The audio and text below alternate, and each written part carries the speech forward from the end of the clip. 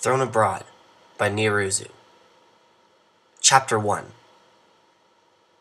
The changeling hive was dark, wet, and smelly. A single changeling hesitantly trotted through it, having just been called by his queen for a reason he didn't know. All he knew is that it was urgent. It probably had something to do with the failed attempt at taking over Equestria just a few days prior. His flanks still hurt from being thrown out by that love shield thing. Luckily, it hadn't taken the changelings long to regroup after that, but the damage was already done. He scurried onto the throne room, where Queen Chrysalis sat. She didn't look very pleased. "Ah, you must be number 37 of the Royal Guard," the Queen said, more a statement than a question. Changelings didn't have names. They merely had a number and an occupation. He was number 37 of the Queen's Royal Guard. The very last number. Coincidentally, he was also ranked number 37. He nodded meekly. "Yes, my queen." "Do you know why I called you here?" Queen Chrysalis stood up from her throne, which looked more like a glorified pile of rocks, to the little changeling, and paced about. "No, my queen. It's because you're to blame for our failure in Canterlot," she stated matter-of-factly. He was silent for a few seconds. "Huh?" he sputtered out. "But I was on guard. The only ponies I let through were those 6 elementy types, and you told us they weren't worth bothering." "Exactly. One of them helped the Pink Princess, one of the foolish lovebirds, escape, and you didn't do anything about it. What do you have to say for yourself?" The Queen stopped pacing about and cast a short glance at him. He was cowering like a little hatchling. Being called by the Queen herself because you made a mistake meant you were going to get some severe punishment, even if it wasn't your fault. "You didn't even do anything," he thought. "It's your fault as well." He was about to voice his thoughts, but reminded himself that Queen Chrysalis probably had enough power to flatten him like a pancake. Or worse. I was just... He tried fumbling his way to a presentable excuse, but he couldn't come up with anything. The tall and slender Queen raised a brow. "Nothing?" She raised a hoof and cast a bored look through its holes. "Then I suppose you will require punishment." The changeling flinched, but didn't say anything. She sat down on her throne again. "For disrupting our efforts to take over Equestria, and thus taking away a great source of nourishment for the entire hive, you are hereby banished," she stated shortly. "Banished?" he cried out. "That's..." He wanted to say impossible, but being queen of all changelings, she probably had the power to throw him out of the hive, figuratively or literally. "I'm sorry, it wasn't my fault. I'll do better next time, I promise. Just please give me another chance." The Queen tisked. "A traitor? Reduced to pleading? How sad. Any last words before you leave?" He sat frozen. He couldn't think of anything, nor did he particularly want to move from that spot. "Very well then. I'll throw you up myself." Before he could react, he was picked up in Queen Chrysalis's magical grip and hoisted out of the hive. On the way out, several changelings stared at him. Some waved at him, and some snickered. He was levitated out of the hive. He pondered what he would do. He didn't have the foggiest idea. If he got set down, he'd probably find someplace nearby the hive to live, in case they wanted him back. However, that plan was cut short, as for the second time in a few days, he was flung through the air towards an unknown destination. Apparently, the Queen wanted him far away. Very, very far away, he noticed, as he hurtled through the sky. He saw a forest pass by below him, followed by some grassland, then a village, a lake, and so on. He was vaguely aware of some loud noise. Oh yeah, he was screaming. That sort of thing happened when involuntarily flying at high speeds, he remembered. After a while, he had to stop screaming. In part because he was out of breath, in part because his throat was becoming as dry as sandpaper.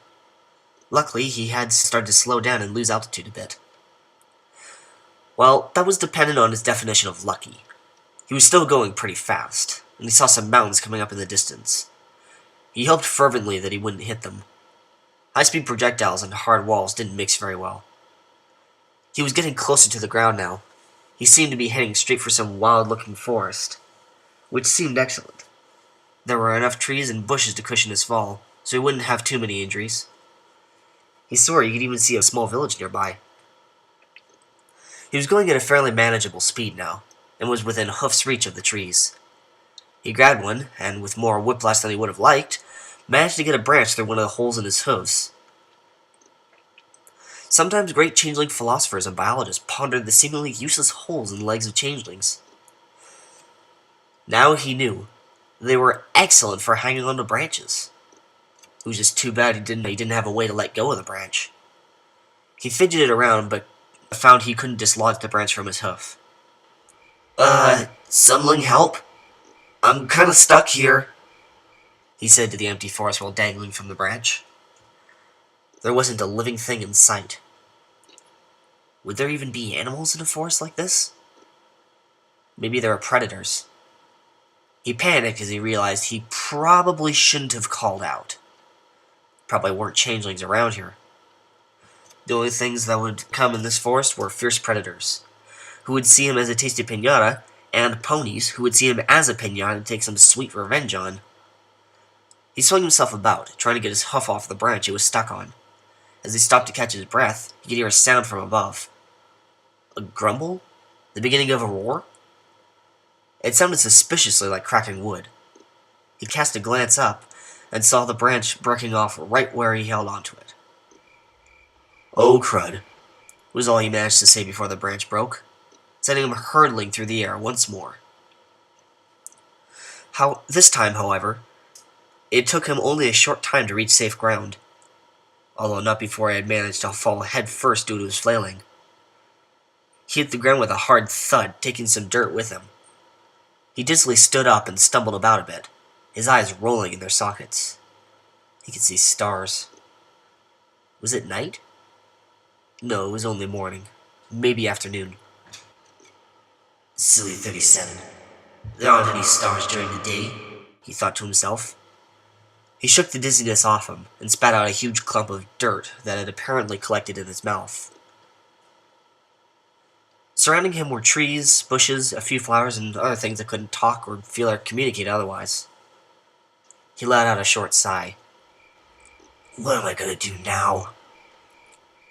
Having few other options aside from sit here and starve, he decided to walk in the direction of the little village he had seen. With some luck, he could find some unsuspecting pony couple to feed on. He was, after all, a changeling. They only took love to survive. And they could eat other foods, but those wouldn't satisfy. He remembered sneaking away a slice of cake at the royal wedding. It was delicious, even though it didn't still his hunger. He found himself thinking about the Queen's accusation. It couldn't have been his fault that she failed in her plan to take over Equestria. While those ponies had been doing whatever it was that made them win, the Queen had been busy gloating about her quote-unquote victory. He snorted. Stupid ponies, stupid wedding, stupid Queen. We'll defeat you with the power of love because we're namby-pamby ponies, whee! He mused in a high-pitched voice. How ridiculous. He continued in a deeper, somewhat feminine voice. I'm gonna let you continue what you're doing because I'm stupid. At least mocking those ponies and his queen made him feel a bit better.